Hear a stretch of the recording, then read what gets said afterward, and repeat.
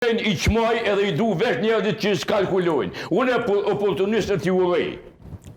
A din qka? Oportunisti, ty thot ti mirë ki, pronveri thot mirë, Shqipës mirë, Halidit mirë, e që bashkë të katër s'muj me pas gjithmonë mirë. Unë kam informacionet hollësishme që edhe mbrana PDK-s është zhvillu kogja një debat, s'po tham i ashpër, po i thellë, rreth votave, rreth potencialisht manipulimin dhe disa vendet të votave.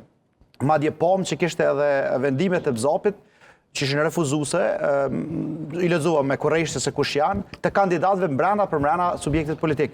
Prandaj unë mendoj që në çit fazë LDK-ja sa i përket kes përdorimit votave ish dasht me rujt që debat brenda.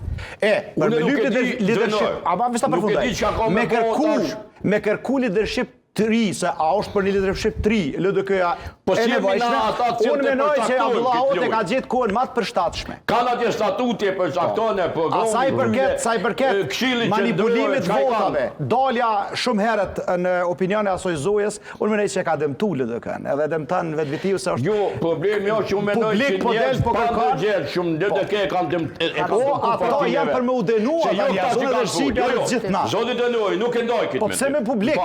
Unë e mendoj që këta që kanë folë janë patriotët më të vajtë LDK-s.